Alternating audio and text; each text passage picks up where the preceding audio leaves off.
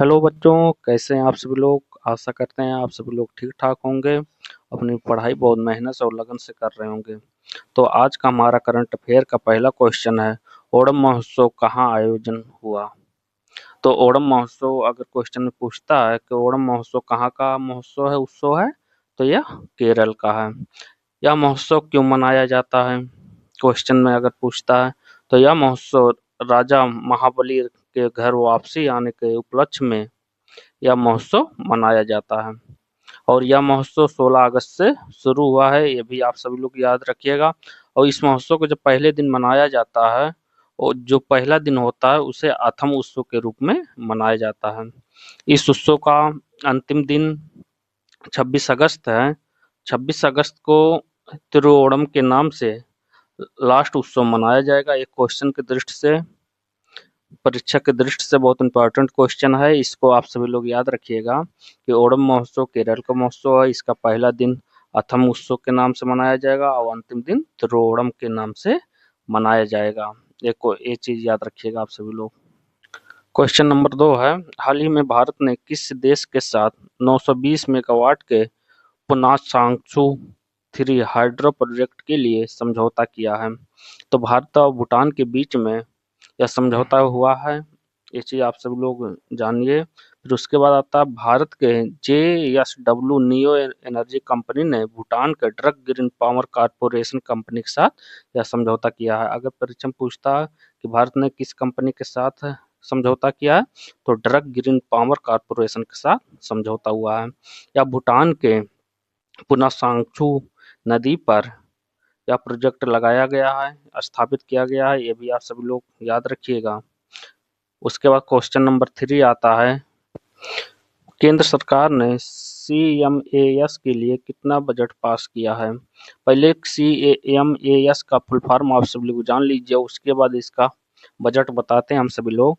तो CMAS का मतलब होता है कंटेनर मैन्युफैक्चरिंग असिस्टेंस स्कीम, यानी कि कंटेनर का अपने भारत में विकास करना ही इसका मुख्य उद्देश्य है। अपने भारत में इसका विकास होना चाहिए। जो जहाज पर कंटेनर होता है, जो सामानें आने जाने के लिए काम देती हैं, उसके मैन्युफैक्चरिंग के लिए यह बजट पास किया गया है। और यह बजट कितना है, 10,000 करोड़ रुपए बजट पास हुआ है। यह किस मंत्रालय के अंतर्गत आता है, या कौन सा मंत्रालय ने मंजूरी दिया है, तो जहाजरानी मंत्रालय ने इसका मंजूरी दिया है। इसका मुख्य उद्देश्य जो है, शिपिंग कंटेनर को घरेलू उत्पादन में बढ़ावा देना इसका मुख्य उद्देश्य है। ये चीज आप सभी लोग याद रखिएगा। उसके बाद क्वेश्चन नंबर 4 आता है आज के करंट अफेयर का, हाल ही में चर्चा में रही स्प्राइट तेजस एक्सप्रेस का संबंध किसी रेल मार्ग से है। तो यह लखनऊ दिल्ली रेल मार्ग से इसका संबंध है। यह भारत की पहली कंपनी है जो किसी ब्रांड के नाम पर रखी गई है, चलाई गई है। इस पे कोका कोला कंपनी द्वारा स्प्राइट का विज्ञापन इस ट्रेन पर चल रहा है। और यह विज्ञापन 6 महीने के लिए कोका कंपनी ने लिया है। कि हम भारत के किस कंपनी से लिया है, रेल कंपनी से IRCTC के कंपनी द्वारा यह विज्ञापन पर समझौता हुआ है। यह ट्रेन जो है सेमी हाई स्पीड ट्रेन है, ये सभी आप सभी लोग याद रखिएगा। और वीडियो को लाइक कमेंट शेयर करते रहिए, जिससे हमें एक अधिक मोटिवेशन मिलता रहे। आप सभी लोग वीडियो को लाइक कमेंट शेयर नहीं करते हैं, तो आपसे रिक्वेस्ट है कि वीडियो को लाइक कमेंट शेयर करते रहिए और चैनल को सब्सक्राइब कर लीजिए, अगर आप सभी ने अभी तक चैनल को सब्सक्राइब नहीं किया है, ताकि आने वाला वीडियो सर्वप्रथम आप सभी को मिल सके। उसके बाद आता है, हाल ही में भारी उद्योग मंत्रालय के अनुसार सबसे ज्यादा ई वाहन चार्जिंग स्टेशन कहाँ पर है। तो ई वाहन चार्जिंग स्टेशन सबसे ज्यादा महाराष्ट्र में है। पहले स्थान पे महाराष्ट्र है और दूसरे स्थान पे कर्नाटक है। महाराष्ट्र में लगभग 7,000 चार्जिंग स्टेशन हैं। और उद्योग मंत्रालय के मंत्री कौन है, तो SD कुमार स्वामी जी उद्योग मंत्रालय के मंत्री हैं। और यह रिपोर्ट किसके द्वारा पेश हुआ है, अगर क्वेश्चन में वो पूछता है ई वाहन चार्जिंग स्टेशन का रिपोर्ट किसने पेश किया है, तो आप सब लोग आंसर दीजिएगा। नीति आयोग के रिपोर्ट के द्वारा इंडियन इलेक्ट्रिक मोबाइल इंडेक्स जारी किया गया है। तो ये चीज आप सभी लोग याद रखिएगा। महाराष्ट्र पहले स्थान पर है ई चार्जिंग स्टेशन के मामले में और दूसरे नंबर पे कर्नाटक है। फिर क्वेश्चन नंबर 6 आता है आज का। क्वेश्चन नंबर 6 आता है, हाल ही में इसरो का स्थापना दिवस कब मनाया गया? जैसा कि आप सभी को पता है कि 15 अगस्त को स्वतंत्रता दिवस मनाया जाता है। उसी दिन इसरो का दिवस भी मनाया जाता है। इसरो की स्थापना जो हुआ था 15 अगस्त 1969 में इसका स्थापना हुआ था। और इसरो का मुख्यालय जो है बंगलुरु में है, कर्नाटक में। और वर्तमान में इसके हेड जो हैं वी नारायण जी हैं। तो अगर क्वेश्चन में पूछता है कि इसरो के स्थापना दिवस कब मनाया जाता है, तो इसरो का स्थापना दिवस 15 अगस्त को मनाया जाता है। इसकी स्थापना 15 अगस्त 1969 को हुआ था। उसके बाद क्वेश्चन नंबर 7 आता है, ACSCND AI फ्रेमवर्क किसके द्वारा विकसित किया गया है? तो ACSCND AI फ्रेमवर्क जो है एस एन बोस और अशोक यूनिवर्सिटी के शोधकर्ताओं द्वारा इसको विकसित किया गया है। और इसका मुख्य उद्देश्य या इस किस काम में आता है, तो ये कैंसर रोग की अवस्था को पता लगाने के लिए विकसित किया गया है। कैंसर रोग में जो सेल्स होते हैं जो अचानक तीव्रता से बढ़ते हैं, क्यों बढ़ रहे हैं, किस अवस्था में हैं, इन सभी चीज़ों की जानकारी के लिए AI ACSCND फ्रेमवर्क को लॉन्च किया गया, जिसके माध्यम से कैंसर की अवस्था का पता लगाया जा सके और इसका सही सुचारू रूप से इलाज किया जा सके, इसका मुख्य उद्देश्य है। तो ACSCND AI फ्रेमवर्क का विकास किसने किया है? तो एस एन बोस और अशोक यूनिवर्सिटी के शोधकर्ताओं द्वारा इसका विकास हुआ है। ये आप सभी लोग याद रखिएगा।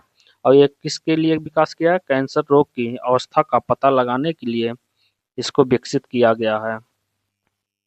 उसके बाद क्वेश्चन नंबर 8 आता है, भारतीय रेलवे ने कवच 4.0 लगाने की मंजूरी किस डिवीजन को दी है?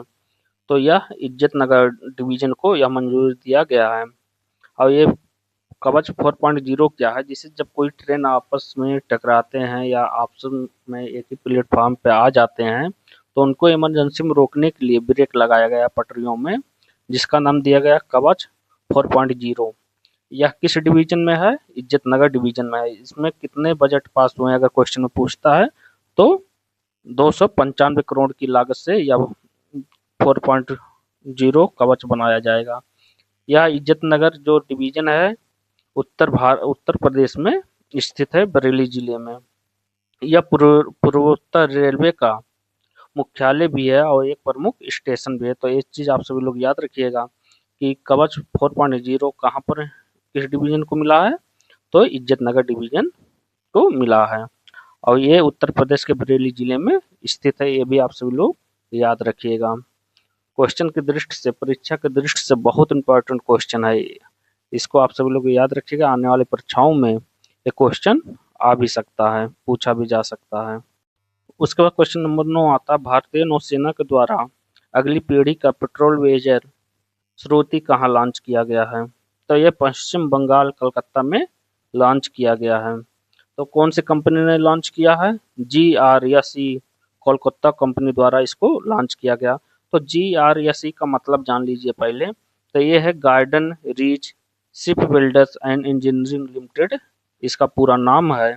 और यह यार्ड 3087 इसका प्रमुख नाम है।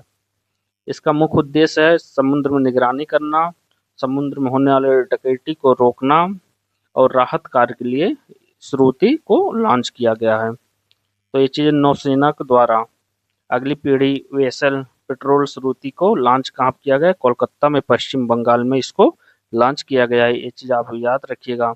और GRSE का मतलब है garden reach ship builders and engineering limited, इसका पूरा नाम है।